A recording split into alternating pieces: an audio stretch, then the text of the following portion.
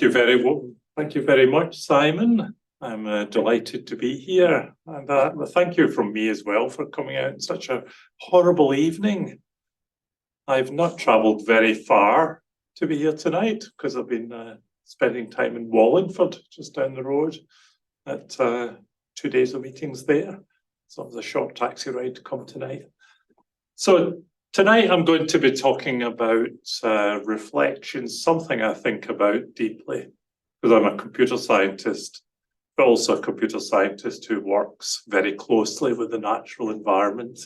So I'm going to be talking about my thoughts on what that relationship is between digital technology and the natural environment. And as you'll see, my thoughts might be somewhat confused. Might even be a tale of two cities. But just checking is, I presume the people online can hear the audio clearly enough. Please shout if anybody is screaming in the background. I shall press on, assuming they can all hear me. Yeah, I wanted to kind of introduce myself because in some ways that's part of the story. I am a computer scientist. It's hard to say that without it sounding like an Alcoholics Anonymous meeting, isn't it? I am Gordon, I am a computer scientist. But I'm a computer scientist by training, and for most of my career, I was a classical computer scientist. I did research in a field called distributed systems, that some of you might be familiar with, and I kind of did okay with it. Distinguished professor of distributed systems, hard to believe, isn't it?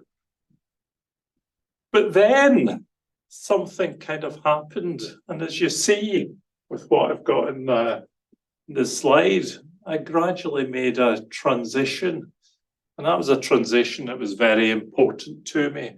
I started to move from being a classical computer scientist to much more applied, and in a second I'll explain in more detail why I made that transition. I was lucky enough to win a senior fellowship, thank you EPSRC, to work at the interface of digital technology and living with environmental change. And now I work for the UK Centre for Ecology and Hydrology. As I'm sure you can hear from the title, is not a computer science organisation.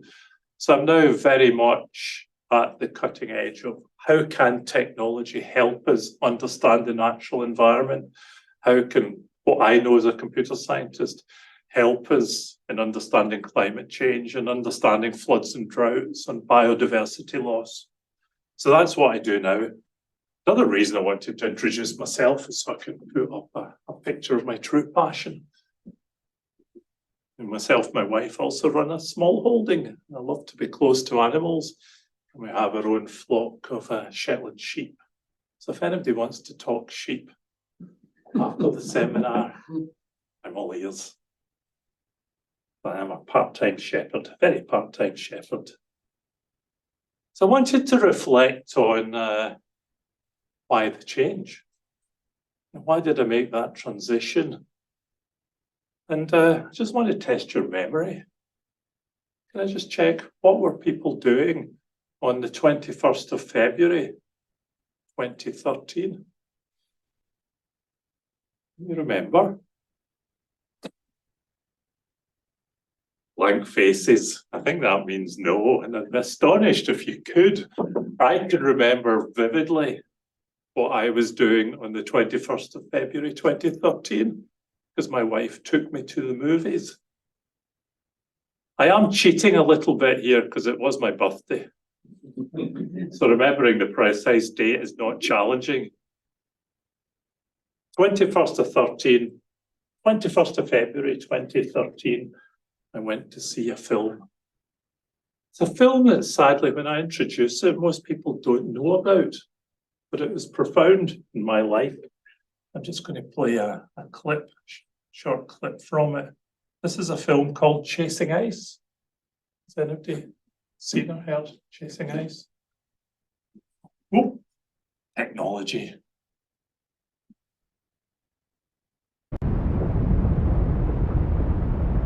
We're were just observers, these two little dots on the side of the mountain. And we watched and recorded the largest witness calving event ever caught on tape. So how big was this calving event that we just looked at? We'll resort to some illustrations again to give you a sense of scale. It's as if the entire lower tip of Manhattan broke off, except that the thickness, the height of it, is equivalent to buildings that are 2.5 or 3 times higher than they are.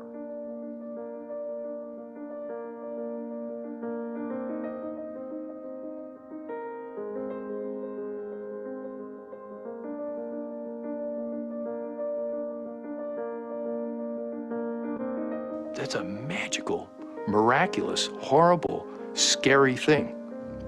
I don't know that anybody's really seen the miracle and horror of that. It took 100 years for it to retreat 8 miles from 1900 to 2000. From 2000 to 2010, it retreated 9 miles. So in 10 years, it retreated more than it had in the previous 100.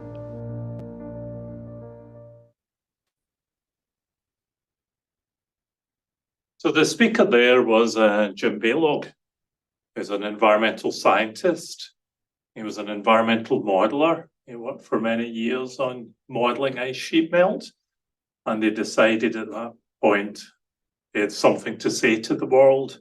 And he used his skill as a photographer to get across the horror of what's happening to ice sheet melt.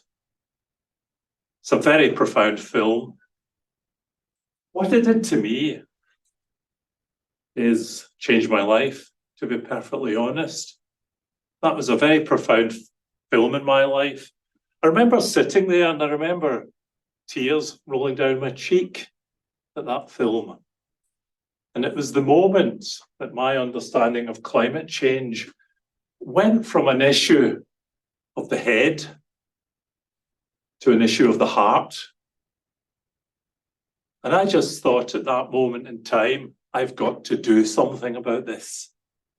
I have children, as I'm sure many of you have.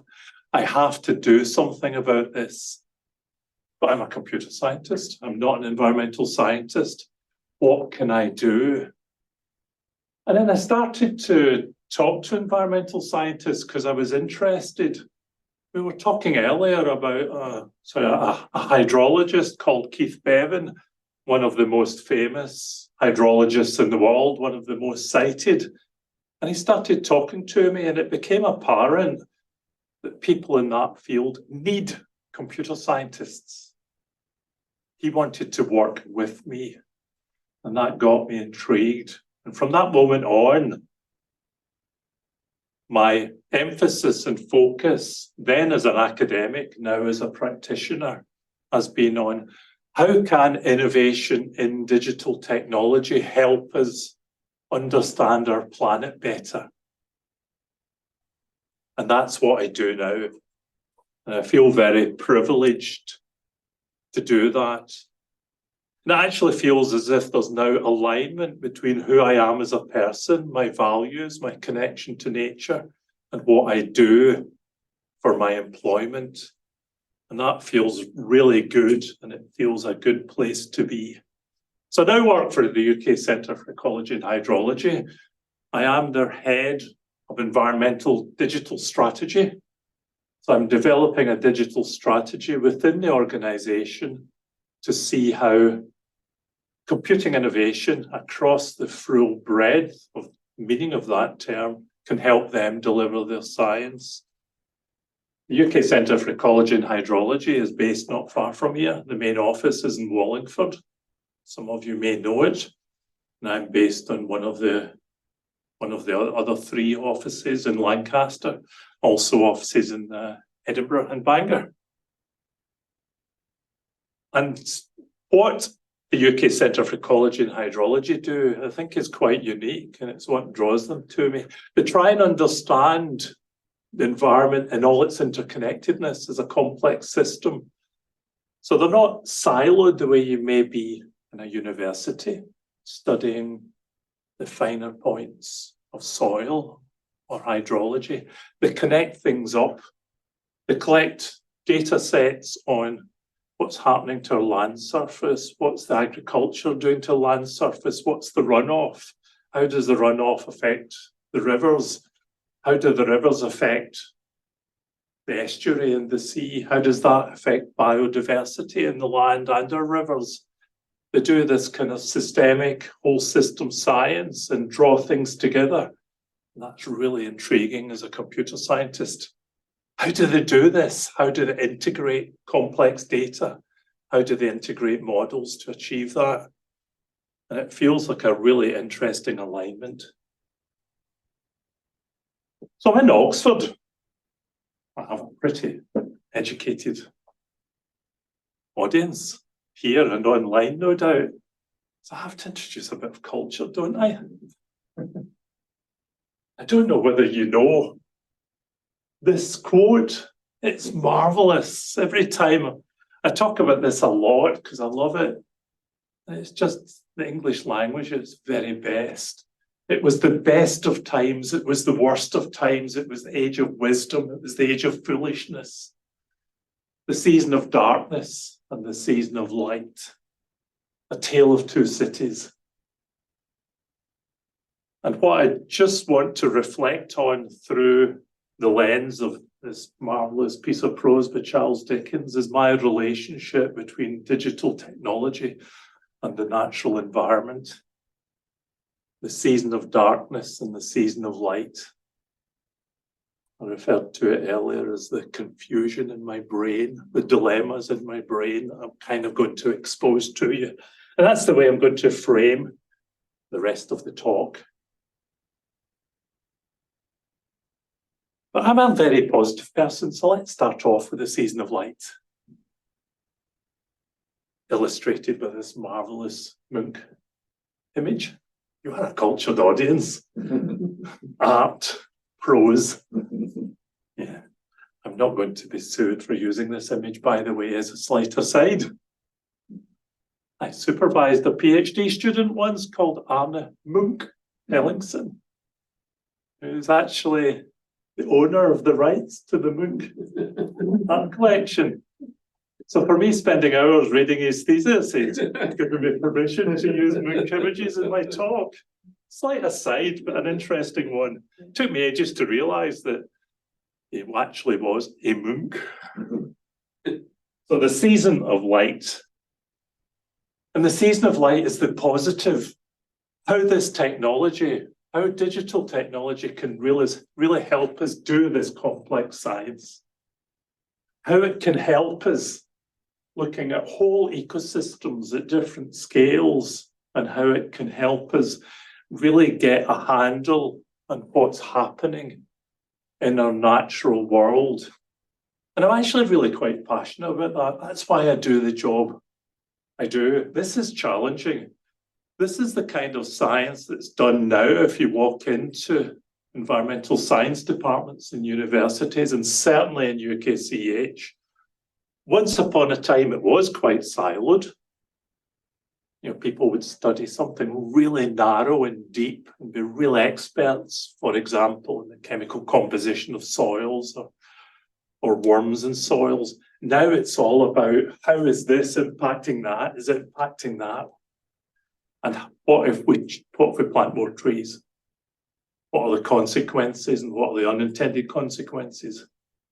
That's the kind of questions we're asked all the time at the UK Centre for Ecology and Hydrology. I like to think of it, and other people have used this phrase, so it's hidden in the title, the new kind of science. Some people much brighter than me call it post-normal science. A science which is all about integration, where you really need to bring together your knowledge from different data sets. It's collaborative, bring together your knowledge from different disciplines. And that includes different varieties of environmental scientists working together, also with data scientists, also with computational scientists, also with social scientists and artists. Rich collaboration, rich teams working together. And if any one of these pieces are missing, you're not doing the best of science. That's what I see now. It's systemic. It requires a kind of new kind of systems thinking, where you look as much at the interconnections as you do at the individual systems. You pay emphasis on the arrows between things, not in the boxes, which is one of my favorite phrases. Let's pay attention to the arrows and the feedback loops, because you can't understand the natural environment without really focusing on that.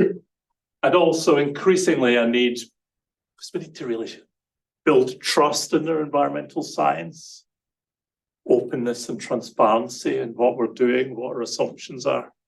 This is a new kind of science. And ultimately it's all about making decisions based on that with the levels of uncertainty. That is a definition of post-normal science. It's a new era for science, and it's an exciting place to be. And at the heart of that is digital technology. How do we do this? I'm going to step through what I see as my particular focus, and I'm sure those of you in the room with experts in other areas of computer science might have your own thoughts on this. For me, the Internet of Things is very exciting, where we can move from computers on desktops to computers embedded and sensors and actuators that give us that they'll then spread all over our natural environment, sensors in rivers, in our soils, cameras looking at our trees and canopies, all giving us unprecedented amounts of data on what's happening out there. And then when you start to combine that with what we get from satellite data, remote sensing, or from drones or aircraft, and then you fold into that the extra data that you get from citizen science or from mining the web. Wow. Absolutely unprecedented amounts of data for environmental scientists to understand what is happening in our catchments. With a risk, the risk being scientists could just drown in all this data. What do you do with all this data? How can you make sense of it? How can you even look at a small percentage of it? But sounds promising, lots and lots and lots of data at different scales. And then I mentioned earlier, I'm a professor of distributed computing, and one of the exciting innovations has been the way distributed systems have now entered the mainstream, and how cloud computing is transforming the way we do commerce, the way we shop. Wouldn't it be great if this marvelous capacity that we have in the cloud, the elastic capacity to store and analyze lots of data, was made available for environmental science? Rather than using cloud computing to predict what we should buy for our loved ones at Christmas, wouldn't it be great if we could use this same technology and its very substantive capacity to look for patterns in all that data I was talking about? What if it could give us some insights into how our soil systems and our water systems are interrelating, how we fold climate change on that, and how that's changing the relationship in the natural environment? Can we not do that? And then that leads very naturally on to the algorithmic side, the data science, the rich innovations that are happening in data science and AI. I kind of tend to merge these two together. A lot of people these days are talking about AI and machine learning. I like to look at it slightly broader than that and look at the full spectrum of data science techniques, from statistical techniques through machine learning to deep learning to large language models, and look at that as a toolbox which helps us understand rich, complex data. Marvelous area of investment, marvelous area of innovation. Can we bring that knowledge and these skill sets into really working all that environmental data and extracting insight And the way that's starting to happen in medical informatics, surely there's potential there. And also communication. It's all about communication for decision making. We've got very rich ways of communicating now in other spheres. Visualization, art, immersive environments, augmented reality. Can we not use this innovation to help us see what's happening in our environment? A rich palette of techniques to communicate. Some ways the same way that James Balog does. Use that palette to change people's hearts and to let people see what's happening out there. So real potential. I just want to highlight one project that illustrates where we're kind of pulling all this potential together. We have a very recent project that was funded in the UK Centre for Ecology and Hydrology called FDRI, Floods and Droughts Research Infrastructure. This is an ambitious project. The total value of it is something like £38 million, to give you an idea of the investment here. And what we're doing is we're bringing each of the technologies I just talked about, and we're looking at certain catchments in the UK to really understand what's happening in the river systems. We're currently deciding which river systems we're looking at. One of them is very likely to be the Thames, because there's already quite a lot of instrumentation. The Thames, we're also looking at ones like the Tweed, for example. But imagine future river systems that are fully instrumented with effectively Internet of Things technology, upstream, downstream, looking at flows, depths, having drones flying over it so you can really understand the geometry of the river, looking at water quality, looking at particular pollutants and how they're moving through the waterways and estimating the impacts that might have in our biodiversity. Imagine if fully instrumented catchments. And then the greatest thing about this project is the investment is not just on the sensors, the investment is in the back end. So we're building a complex back end cloud-based infrastructure, a digital research infrastructure at the back, where we pull all the data sources into one place. We're looking at an area, I'm not going to go into this tonight, but an area called Commons technology to allow us to find this data, access it, allow it to interoperate, allow it to be reused across different contexts. Some of you might have heard of FAIR. So we're trying to bring FAIR principles to all this data and have this data openly available to the entire community. So it's not just UKCEH that analyses this data, it's any of you. If you're working in an environmental science department in Leeds, you've got access. If you're a concerned citizen, you've got access. And then to also offer suites of contemporary data science and machine learning methods, which also will be open to analyze this data and to have this kind of forum to really understand what's happening in the riverways and what's happening over time as well, so that we can start to really see the impacts of climate on floods and droughts and allow us to make decisions about flood defences, about mitigation strategies, about nature-based solutions that may be effective or not, and to answer a whole range of key scientific and policy-related questions. Terrifically exciting. That's one thing we're doing right now.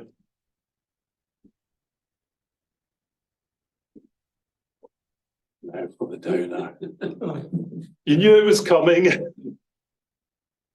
You knew it was coming from that opening quote. The season of darkness. So I am an enthusiast about technology. I think that should be apparent, perhaps, from the way I presented it. I'm also deeply concerned about some of the impacts of technology on the natural environment. Two sides to my character. So now the scream. Thank you again, Moonk. I'm going to play another video. as the technology is working. This is a clip from Panorama. Some of you have watched many Panorama programs during your life, and this is a particular Panorama program that went out in February this year. I don't know if any of you saw it. It's looking at the impact of cloud computing on the environment. I'll play you a clip. Here goes. As our digital lives expand, so does the need for online storage. But have you ever wondered how much energy is used to save information to the cloud? Thousands of computers are in operation 24 hours a day in order to record our online activity. Environmental campaigners claim these data centres use as much power and water as 200,000 homes, and this could be threatening the completion of housing developments around the UK. Richard Bilton reports. On the west coast of Ireland, the latest bit of the cloud is about to come down to earth. It's huge, it's 2 stories high, it uses massive amounts of electricity. The plan is for a 145-acre site full of computers. The developers say it's sustainable, but local campaigners say it will use as much power as 200,000 homes. It's completely unsustainable to continue on this path of growth, and especially with data centres who use an awful lot of fossil fuel energy at the moment, as well as water, and those are very precious resources. It'll be part of a global network of thousands of data centres that house the cloud, from photos to box set streaming. Here in Ireland, the centres now use 14% of the country's electricity, more than all of rural Ireland. If the rise in data centres goes unchecked, then by 2030, 30% of all of Ireland's power will go into the cloud. Globally, the cloud is growing at an extraordinary rate. We all want storage, but it comes at a price. It's disputed by the industry, but as a rough comparison, research suggests a 5-minute internet search uses around as much energy as boiling a kettle for a cup of tea. Somewhere there's a machine that's doing all the analysis of the data and all the indexing, which allows research to be then done rapidly. There's machinery under the surface doing that on your behalf, and each of that has a carbon cost. The internet needs power, and the problem is coming closer to home. This is Staines in West London. Housing developments here have been delayed because new cloud storage centres need the power. Data centres have definitely stifled the delivery of housing and the speed at which we can deliver new housing in this part of the capital. Looking at potentially thousands of new homes that will either not come forward or will come forward more slowly because of the cloud and because of these data centres in this part of England. The big tech companies say they are reducing water consumption and greenhouse gas emissions around the world. But the cloud is the environmental issue we're all making worse. Our phones, TVs and emails are driven by an enormous power-guzzling network that never switches off. Richard Bilton, BBC News.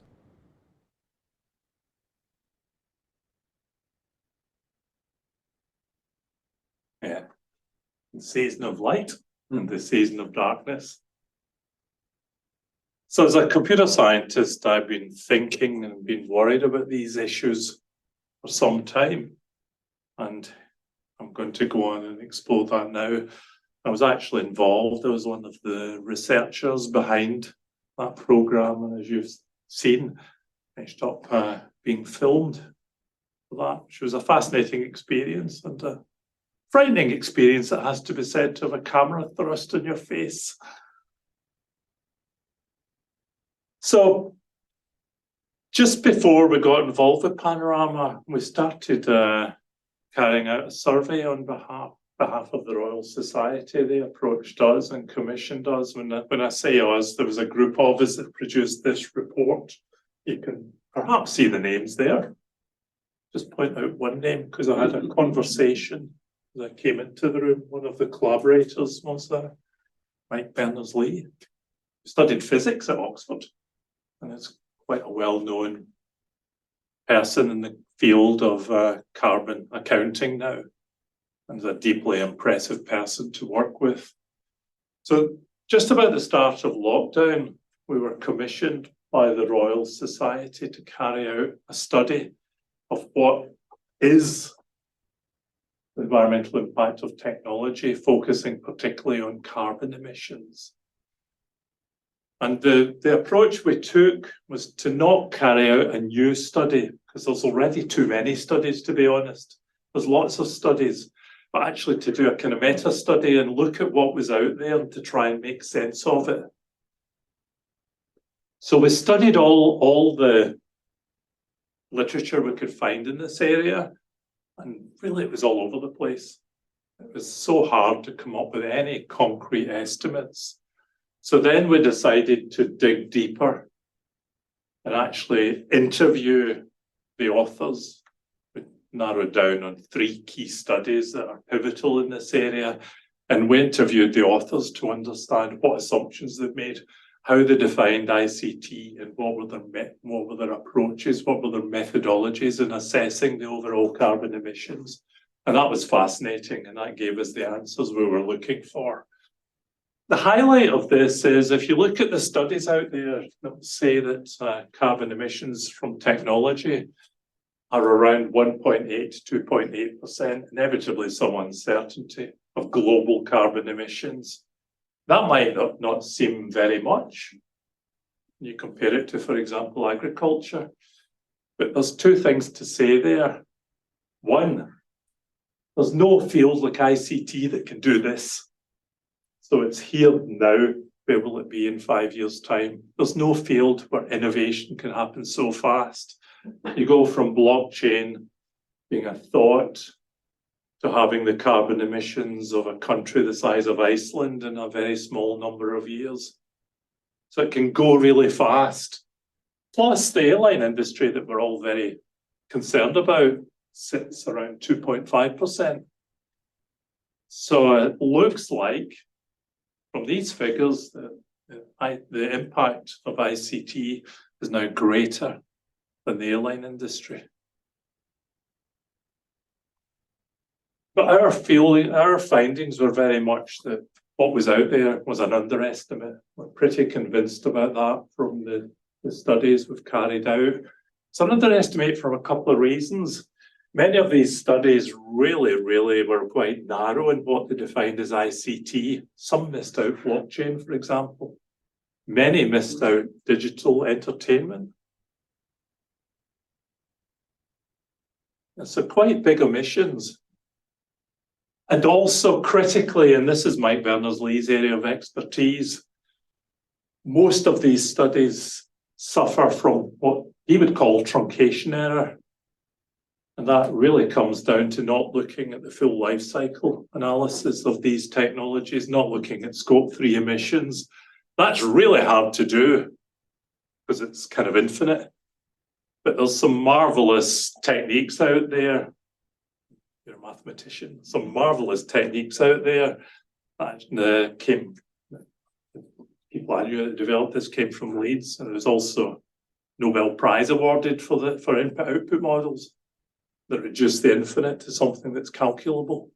So there are techniques out there to understand these infinite supply chain relationships and to improve your estimates. And most of these studies were not doing that. So our headline figure was that the figures are underestimated and could be as high as 3.9% in the worst case. That starts to feel quite significant.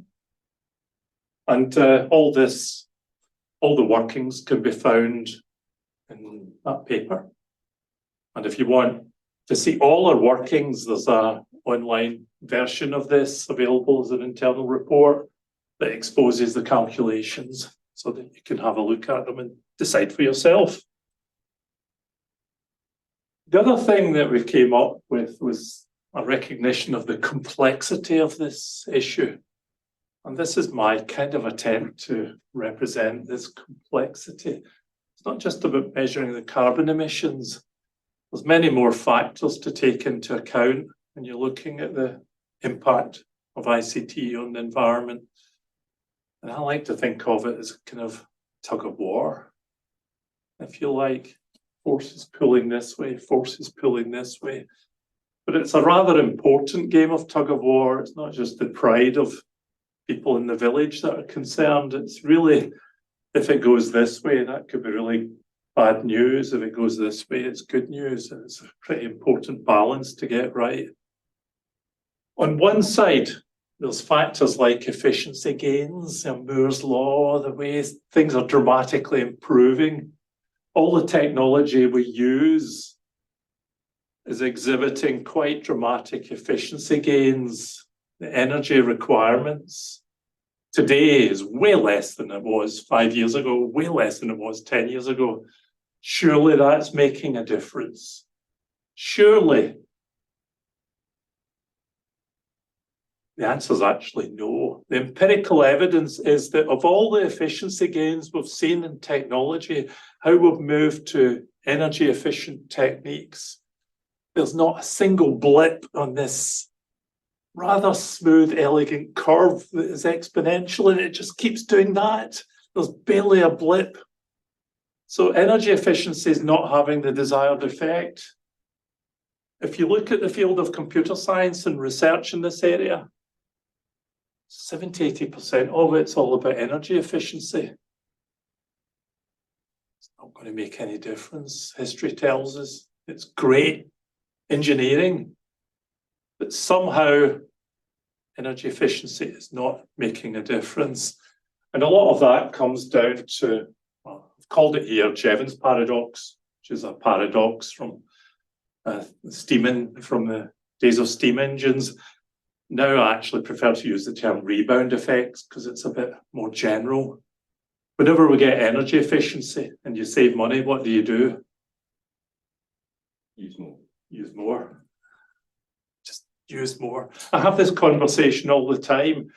In CEH, we've built our own internal structure, and we've managed to get some of our computations running at requiring about 100th of the capacity that required previously by clever techniques, by optimizations, by using GPUs effectively. But now they want to do more. They can generate a land cover map in 2 days. So let's make this a real-time product so anybody can do this. So we're doing more and more and more. We can run our air quality models in much less time. So let's understand the sensitivities to different parameters. Let's use Bayesian techniques and explore this space so we can reason about uncertainty. You know, it just, that thirst, as you would understand it, is to do more and better science. So efficiency gains are almost certainly offset by rebounds. How do you get around that? I'm not an economist. We have worked with economists, and really what you need is some constraint in the system.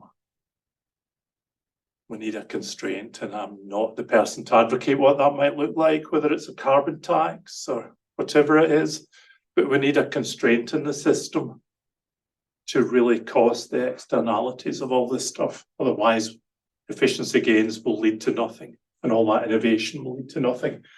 Renewables.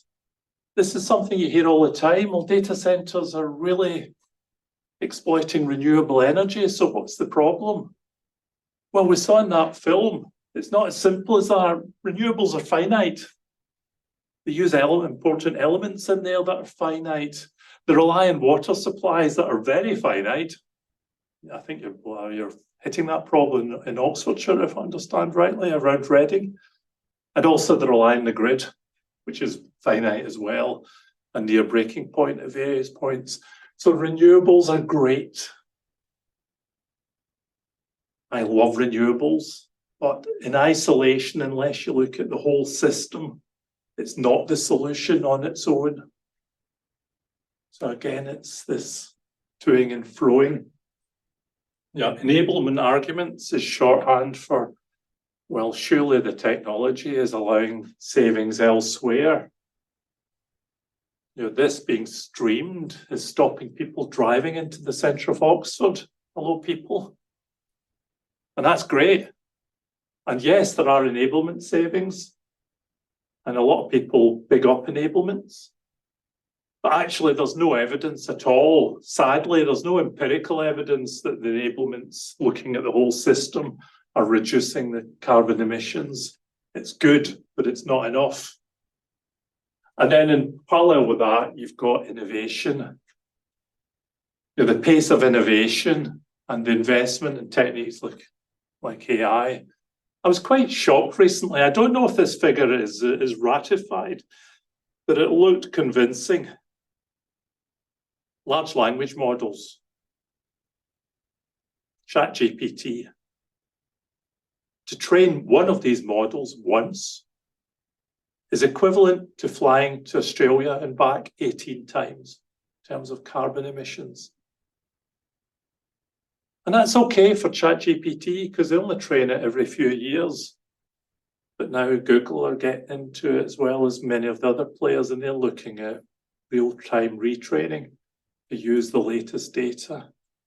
18 round trips. How many of you would undertake 18 round trips to Australia in a year and feel as if you're environmentally conscious? That's the pace of innovation. So, deeply concerned about this. The best estimates, which actually sound quite good when you hear them, the best estimates from the most optimistic of authors out there are that the carbon emissions, even with all this innovation, are starting to flatten out. Some studies from Ericsson who are really pushing the fact that there's not a problem here. They're flattening out, and it's around, pick your number, 3%, depending who you believe, flattening out. That sounds good. In some ways, maybe that's optimistic. No. It's appropriate day to mention net zero, isn't it? To really hit the targets we set for in Paris, at that very important summit, Paris, flattening out is not good enough. ICT needs to do this, as all other sectors have to do that. It's a concerted effort to pull these numbers down very, very significantly. So flattening out is just not good enough. So as a concerned computer scientist, my scorecard is must try harder. Season of light and the season of darkness. I was told to talk for 45 minutes, so I'm running out of time. I better tie this together. How am I going to tie this together? This might be difficult. Reconciliation.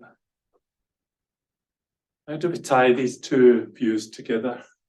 So I'm just going to leave you with one thing. I'm going to point you towards a piece of research I'm involved in. This is a project called Paris DE. Now, I believe that at least one of my collaborators is online, so I promised I'd wave, so hi. So this is a project that tries to reconcile these two views. Digital innovation is exciting. Innovation is the lifeblood of what we are as a civilization. It's exciting. So we must not stop innovation. If we stop innovation, where is society? And for me, we must keep innovating in how digital technology can help the environmental sphere.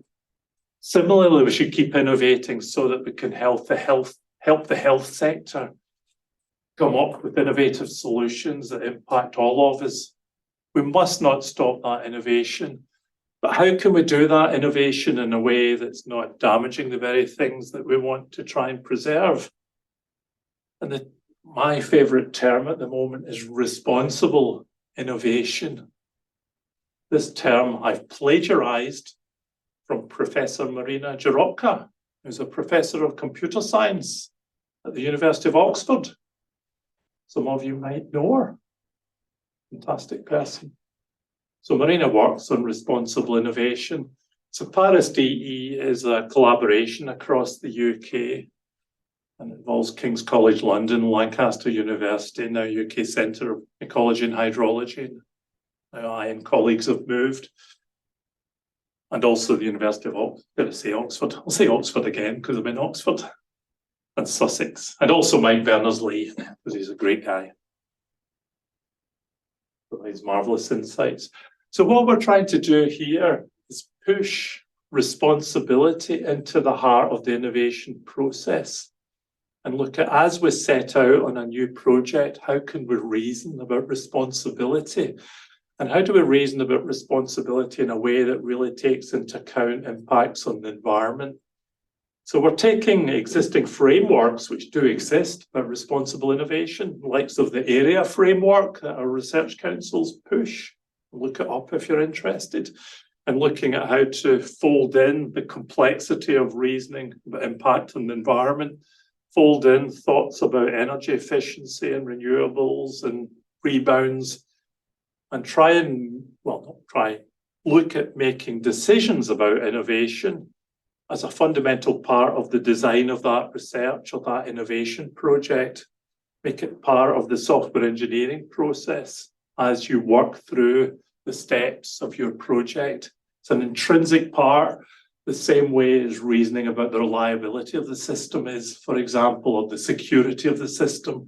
Fold it in to ensure that our innovations continue, but they're done in a responsible way, in a way that is synergistic with our relationship to our natural environment that's critical to our futures. So that's my attempt at reconciliation of these two views.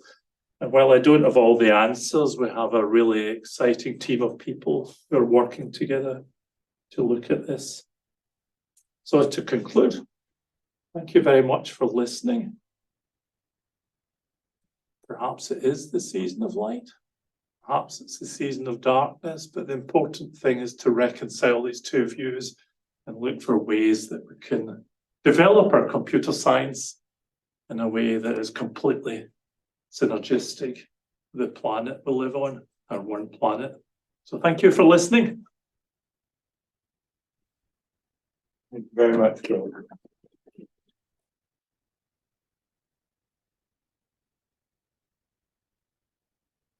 So, as I said at the beginning, if people online have got questions, if they can use the Q&A facility in Zoom to pose their questions, and they should come through to us here in the room. At the moment, I don't appear to have any online questions. Does anyone in the audience here have an opening question? Go ahead. One thing I was thinking with technology's impact on the environment, would you say that, thinking of a way to phrase this, in terms of improving, say, methods of manufacture for these systems and components, do you think that would make much of a dent on what impact it's having on the environment? Well, the short answer is yes. I mean, one thing I should say is in this talk, I focused on one dimension of the problem. It's the carbon emissions. Part of that's the carbon emissions embodied in the manufacture and also the lifetime, but that's only a small part of it. You have to think in the whole cradle to grave of technology. And that's where, I've got an iPhone, shame on me. If something goes wrong with a component in this, I throw it away. It's ridiculous. It's very straightforward these days to componentized hardware where you can replace the battery, you can replace components as and when they fail. That's manufacturing. And then what happens to this at the end of life as well? Can it be recycled? Can it be upcycled? What can you do with that technology? So absolutely, I think your question is a very good one. You can't just look at this in operation now. You have to think of the whole cradle to grave and how you design technology. Certainly, I'm involved in the design of the storage elements, and even in the short period I've been working in the area, the fundamental design savings are quite phenomenal. But I agree with the professor. They're just being gobbled up. I used to store 10 pictures. I've now got thousands. Yeah. But in terms of the manufacture of the storage elements themselves, we've made massive inroads in terms of how much power is being consumed. Well, just kind of ask clarification. Is it environmental saving or is it economic saving? It's I would say in this context, it's environmental, literally power saving. Okay. I'm under massive pressure to, halve the amount of power these things use every year. Okay. No, thank you. Apologies. Yeah, no problem. To get a debate going, yes. Could I just put in a plug for Without the Hot Air?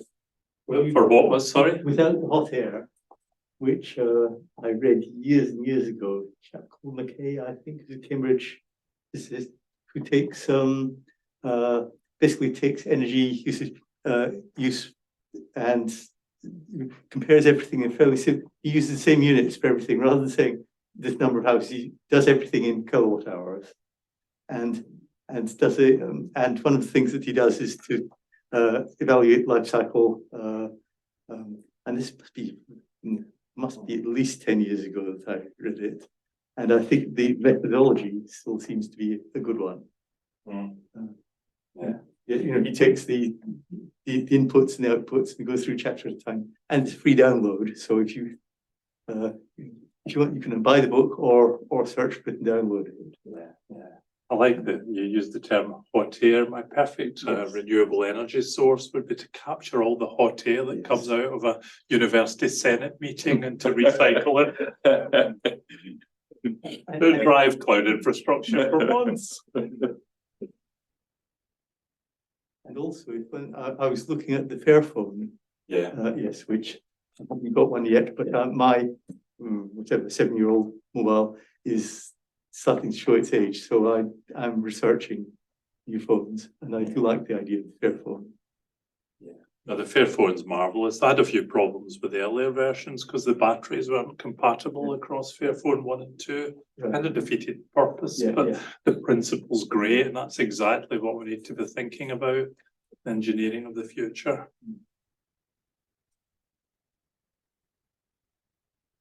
I had possibly a very long answer needed to this question, which was I'd be fascinated by the day in the life of what you get up to UKCEH, or maybe it's the week, but maybe just to narrow the question, how do you find engagement? Because you say you've moved from a classical academic to a practitioner, but obviously then there's the wider economy that you need to engage with. And to my fellow audience members' question, how do you find that operates, and what do you see the challenges as being? Yeah, it's a very interesting question, and it's almost as if I've been preparing for this moment for a number of years, because I went from being a classical computer scientist thinking about distributed algorithms, such as the ones that underpin blockchain, for example, distributed hash tables. I went from that through to this very cross-disciplinary and applied world, but there was a few steps in between, and the first step was involved in, I was running a doctoral training centre that looked at digital innovation from multiple perspectives. We had, computer scientists involved in this centre, but we also had designers and creative people, and we had management people. So we're thinking about the design of technology. We were thinking about, the impact on the economy, the digital economy as it was in these days, the term it was used. So looking at it from a cross-disciplinary perspective, and that prepared me to communicate beyond my own discipline. And it gave me life skills for how to interact with different disciplines. And when you move into the environmental science world, it's like communicating with different disciplines squared. Because in environmental scientists, you've got biologists and chemists and engineers and all sorts of different disciplines with their own backgrounds and ways of problem solving. And then I'm certainly layering on data science and computer science into that mix. So really, really rich environment. So I felt I'd learned an awful lot, and it really pays dividend now for me to step into a room where I don't understand what half of the people are talking about, but actually to push them forward, because I've found ways of working with and respecting and listening to other disciplines So in terms of a day in my life is so fascinating.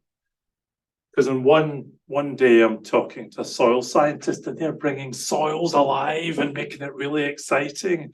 And I'm learning about the complexities and wonders of soils. And then I'm talking to people about our species and how precious they are and how climate change is impacting on species, which is a lot less of a positive note. So it's very exciting. But then I'm having to bridge between these and saying, okay, how do we design technology that meets these needs? And that's where the ability to talk across disciplines is critical, and to listen. My whole day today was spent in co-design workshops with mixed skills, all listening about where do we need to go, what skills do we need, and what's the digital research infrastructure we need to support contemporary environmental science. Dialogue, listening, a little bit of provocation about what's possible. And sorry to monopolize, but education, how do you communicate that need for education and get people to step forward and offer their views on how to just initiate it? It seemed to me, from my perspective, it seems it's a very difficult bridge to start laying a stone down on. And yeah, do you mean education with policymakers, politicians, the general public, or exactly. Within? Outside, so the outside academia and maybe the one layer around it. Yeah, I don't think that's as difficult. I mean, people working in the natural environment are frustrated. Their voices are just not being listened to, and they're ready to communicate, and they do communicate, and they're gradually finding more exciting ways to communicate. UKCEH is investing very heavily in its comms department, and we're starting to work. We had a marvelous project recently where we worked with an artist, where we were placing domes in the forest, which told the story of the forest and the biodiversity in the forest, and you would walk around this forest in the dark, and you would hear about what's happening to the biodiversity and the impact of climate change on that biodiversity in situ, in that beautiful location that's inspiring. And the feedback from that, from everybody that experienced that artwork, was profound. It's changed my view of that forest and what's happening in that forest and the impacts of climate change. So that's the kind of things that are happening in the ground. We're bringing in people to help us make that communication, and there's a real thirst for that. Imagine being an environmental scientist with this knowledge of what's happening and people not listening. They want to communicate, and they're reaching out now to others to help them. Fantastic, thank you. Yeah. Could I just suggest that we switch to stop the sharing on this so that the Can I just ask a question? You mentioned just then about how you had spent the days in thinking about in cooperation on digital research infrastructure. Yeah. So as you begin to design the digital research infrastructure required for these large computational efforts, and you do that with a responsible innovation hat on, how does it look different? It looks very different. One thing we've done recently, we've transformed the way we approach. There's a separate department, which I work very closely with in UKCEH, that develops future digital research infrastructure. We've just moved that whole department to use quite an old approach for computer scientists, but quite new for the environmental scientists. We've switched it to agile software development. And what agile is very good at is reflection. You're taking stakeholder views in at various points and coming up with a technology and saying, is this what you mean? Is this what you need? No, it's kind of what I mean, but doesn't really help us undo our science any better. Can you do this? So you get that kind of dialogue, but you also get points of reflection where you can ask questions about what's the reliability of this technology? What's the sustainability of this technology? So we're adapting an agile software development process with decision-making points about the impact on the environment, with input directly from that research project I talked about. So we are reflecting on the carbon emissions, we're reflecting on the enablements, because some of this science is pretty important. It's helping us understand nature's contribution to net zero, for example, to quantify that. But does that offset the added cloud computing infrastructure we need to do this? So we're actually reflecting on these questions as part of the innovation process, as part of the software development process. And we're feeling our way into this because I think this is quite novel in a sense, but we're determined to do it. So it's an unfolding story. I can't give you the answer yet, but I can tell you the pathway we're on. Yeah. How do we find ways to pressurize and encourage the big tech companies to actually design stuff that gives more back than just somewhere to store our photographs? So, you know, is that the next step? Yeah, that's a big question. It's interesting if you look at the tech companies that became the leaders in this space, because every single large tech company has got a pledge. Yes. The pledges are quite dramatic. Your net zero by, pick your number. Google will say 2035, Microsoft will say 2030, say, I don't know the exact figures in my head, but you get the sense. So they've actually made quite profound pledges way in advance of our own government, for example. The question is, how do we assess them?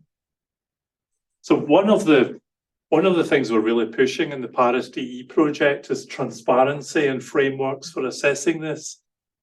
It's impossible to determine if there's greenwashing going on unless you've got ways of measuring this and published accounts and accountability and openness and transparency.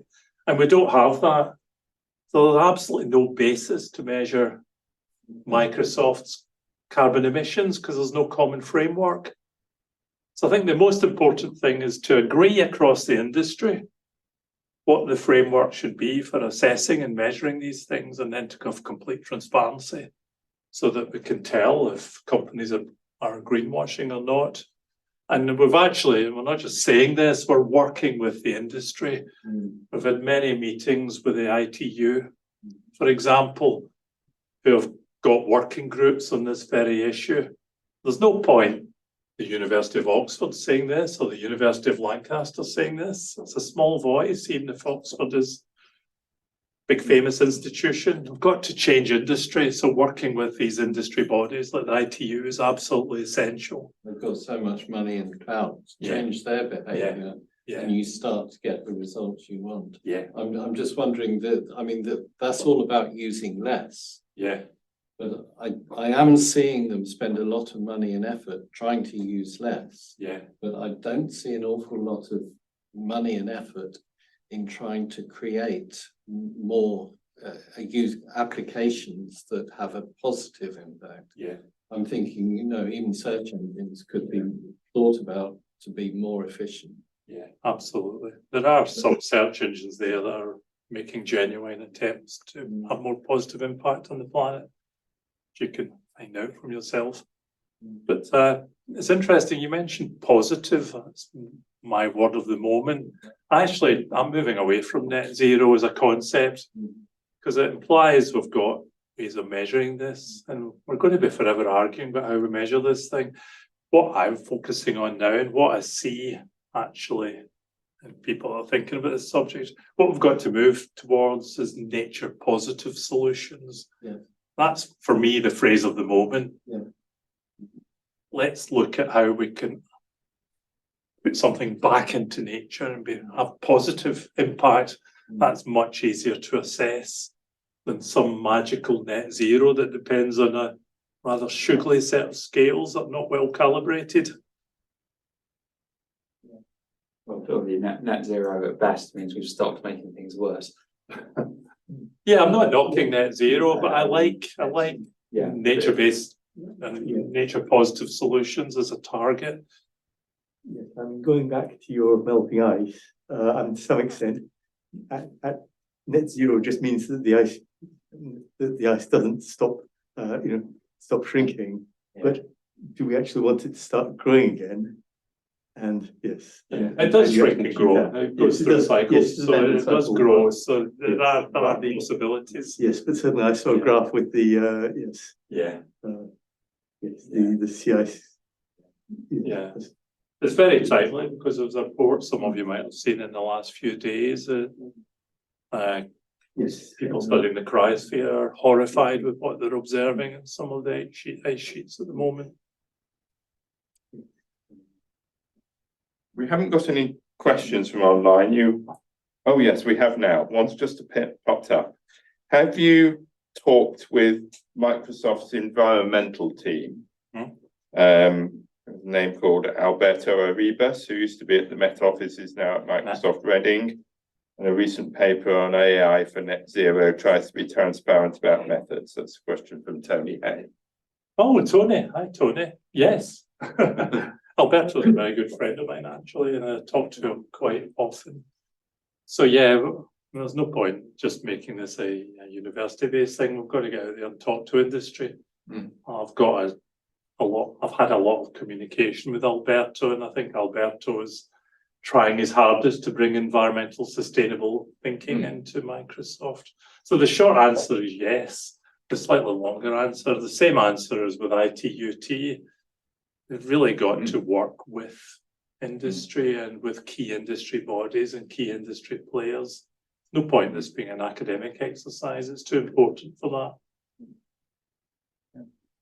I mean, is one of the problems that we simply keep too much? Because that not only does that impact the amount of energy we're using in storage to keep it, but also it means that the search engines have to search over a large amount more data and so on. And that strikes me, especially given the right tools, that's something that we could all do something to help with. Yeah, there's a very wise person whose name I forget at the moment who talked about the World Wide Web that could forget. And I think there's something in that.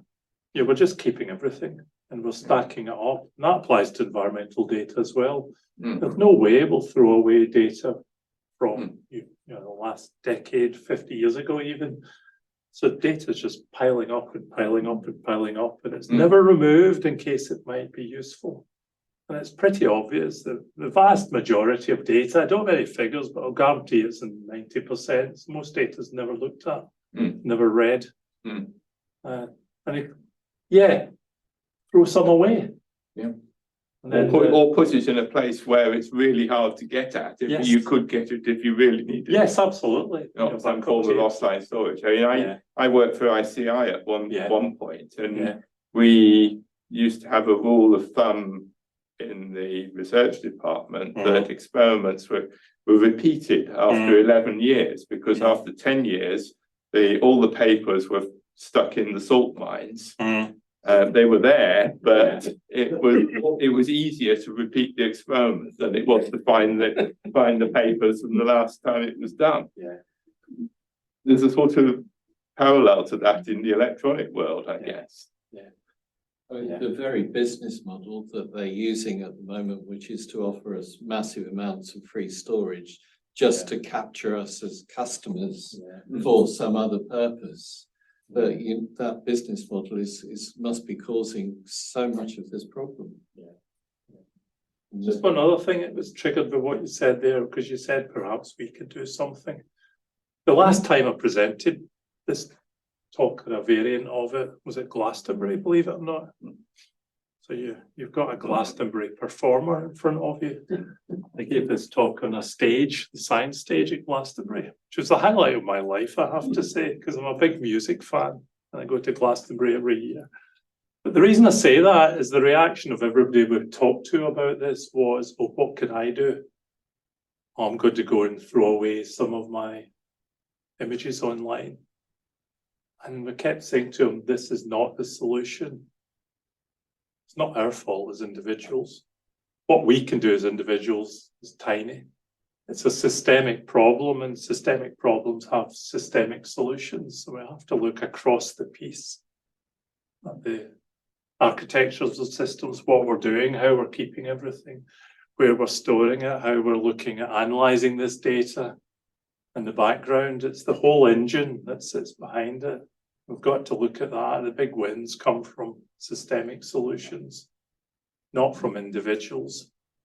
So I'm really against individuals feeling the blame for this problem we get into. It's a systemic problem. It's one thing I feel very strongly about. One thing sort of going off of that I was just thinking about, would there be any merit to moving sort of historical unused data over to sort of non-powered archival storage, such as magnetic tape, or would that just be a case of moving the problem to a different medium? No, that's part of the solution, absolutely. It's a good use of innovation. I think you were alluding to that as well. Yeah, absolutely. It's all about, but again, that's a systemic solution, isn't it? Looking at how we're storing all this vast amount of data, we can move it offline, and if we need to get it, kind of robotic systems can retrieve them rather quickly these days. Yeah, I know the big, I forgot what they call it, but the sort of National Library, where a lot of pretty much every publication made in the UK is stored, and lots of robots sort of bin and retrieve them as and when they're needed. So I suppose it would be a similar situation there. We're also part of the Paris D project. We're also working with the Robotic Institute at Oxford, because they are looking at responsible innovation for robotics, so where the robotics has potential but it has impact. So how can they design the robots so that they're not having negative impacts, and how do they bring responsible innovation into their fundamental research, which is very exciting. One of the things we're working on at the moment. Thank you. I had a question going back to the first part of your talk, and I think from the conversation we had before this, I was 40 years ago, I was involved in the very early whole catchment modelling efforts. Still trying to do whole catchment modelling. Yeah, well, I'm not surprised, because it was using the biggest computer in the country in those days, but digital twins these days. There's a lot smaller these days, but yes. One of the problems that we used to come across there was we're interested in extreme events. But extreme events are, by definition, outside the calibration set. Yeah, exactly. Not just of the models that you're using, but also of the instruments that you're using to record them. Yeah. How has things moved on in that field over the last 40 years? Has it moved on? I think it has, to a certain extent. I think the first thing to recognise is that extreme events are important and require different analyses. One thing we did recently was look at ice sheet melt, actually, which ties nicely into the film. I have a friend at Lancaster University who models ice sheet melt and has rather sophisticated mathematical models to represent the different processes involved in ice sheet melt. And she was not satisfied by the accuracy of these models, and also started to realise that extreme events in the Antarctic were having a much larger impact than the models were capturing.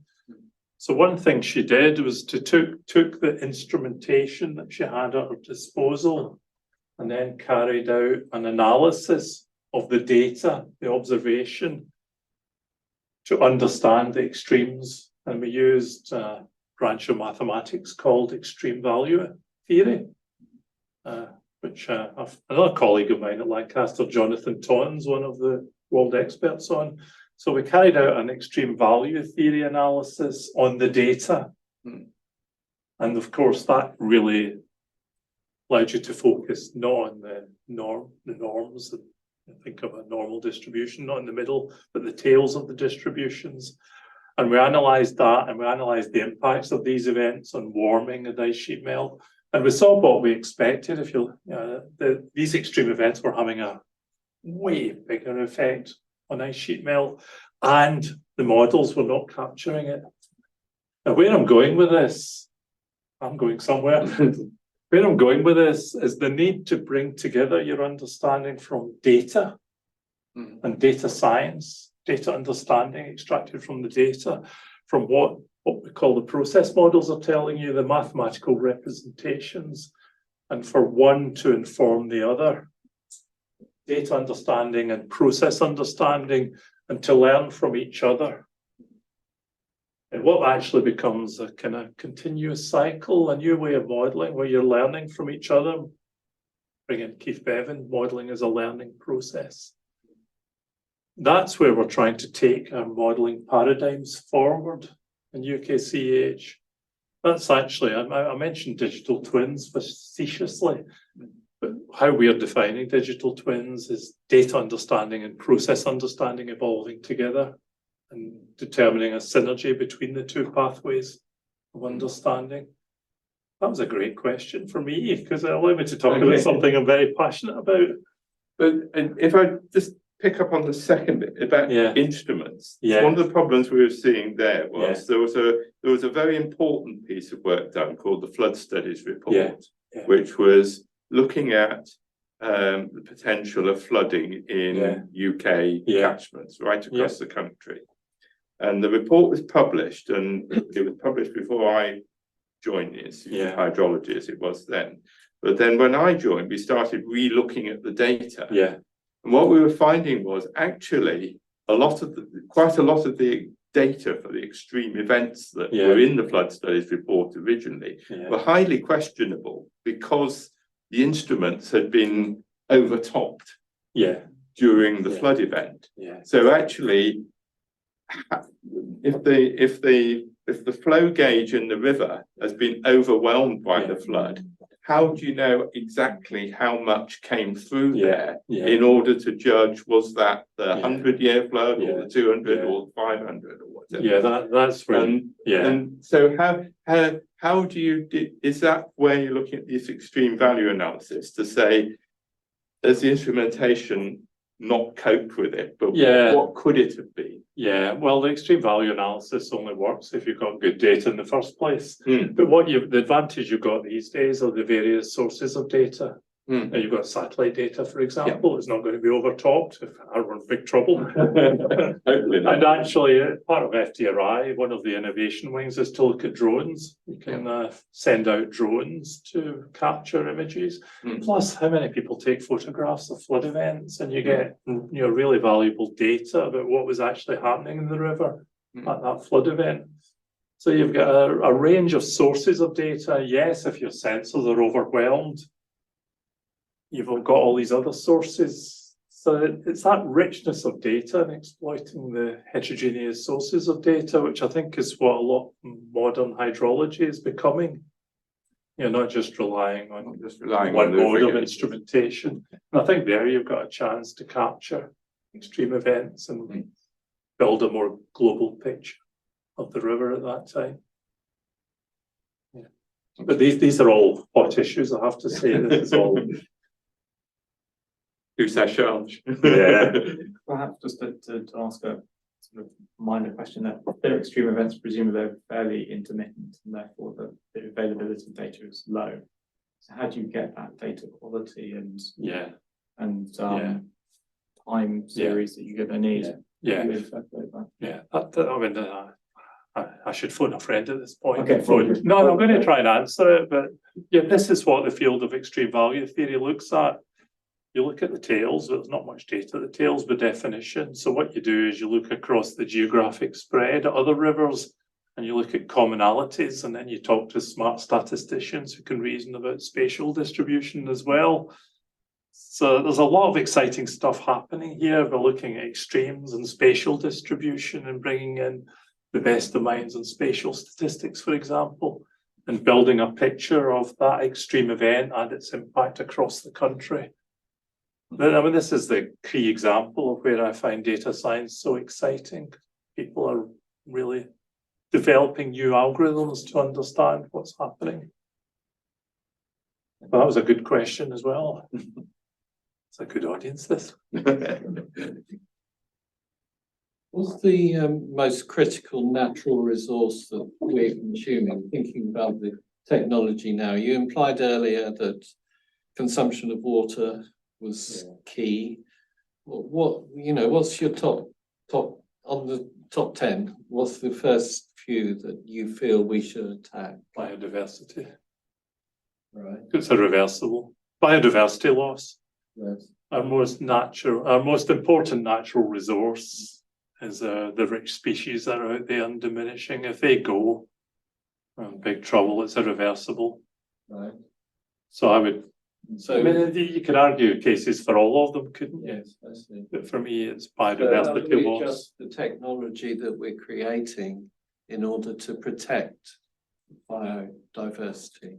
That's kind of the root. I'm thinking, I've got my hands on the technology. Yeah. I'm worrying about reducing the power consumption, but what about the silicon that we're using? Yeah. I mean, you're taking me back into the age of darkness, aren't you?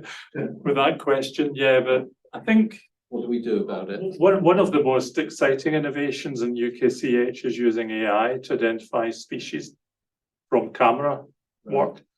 So we're just working on a new device that you can place in your back garden or in the forest or whatever, that's constantly monitoring the natural environment and using AI algorithms to detect different species and identify different species in real time.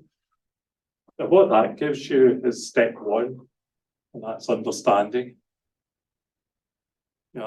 Science works with building understanding and then thinking about interventions and how they might improve what's happening first.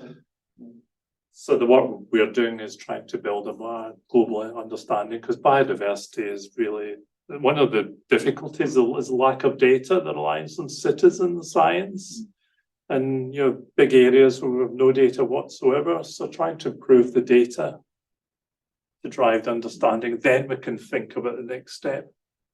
What can we do to improve biodiversity, and then we can monitor that as well when we start to do an application of the technology. Absolutely, is absolutely. key. Yeah, UKCEH is really excited about the role of AI in biodiversity science. Absolutely. I'm interested in how you balance some of these things. Yeah. In the context of this, the Oxford Leaf Action Scheme is obviously relevant from the point of view of water management and so on. Yeah. But part of certainly the Environment Agency scheme for this involves digging a flood channel through MG4 grassland. Yeah. Which is and so how do you balance the loss of biodiversity? Because obviously the MG4 grassland has species that take 100 years to replenish that against the possible flood risk parts of Oxford. Yeah. It's interesting you give that example, because we had a retreat recently where we're looking at future UKCEH science and how we could influence NERC science as well in this area.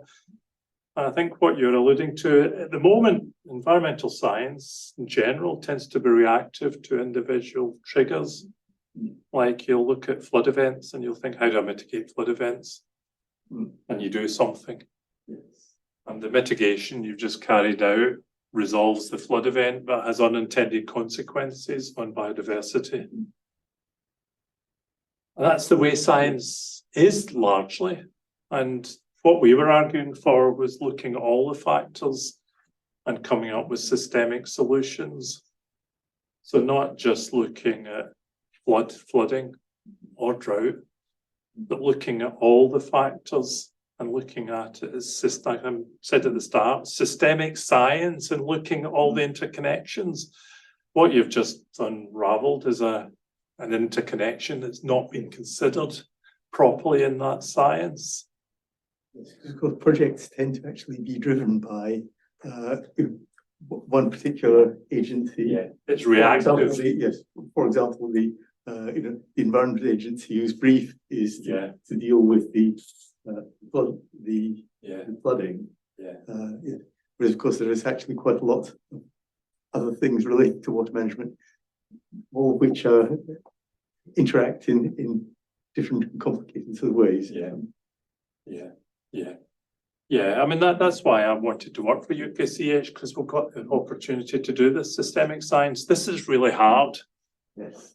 And if you look for scientists that are naturally systemic thinkers, you'll find a handful.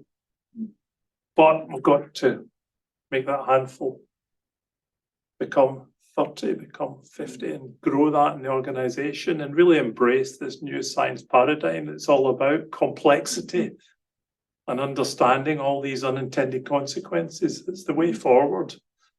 And that's what UKCEH ought. So I don't like fashion an advert. I don't want to. But really, we want to move science forward. So we are looking at complex systems and their unintended consequences and all these complex feedbacks. And that is exciting science. Okay. Well, I'm thinking I've got an eye on the clock. I'm going to have to draw proceedings to a close for this evening. It's been a fascinating presentation and also question and answer, and thank you very much for both of those, Gordon. I think we've probably gone away with more questions than we came in with, which is probably a good thing, and certainly an enormous amount of food for thought in there. A great start to our programme for this year, and thank you very much once again, Gordon.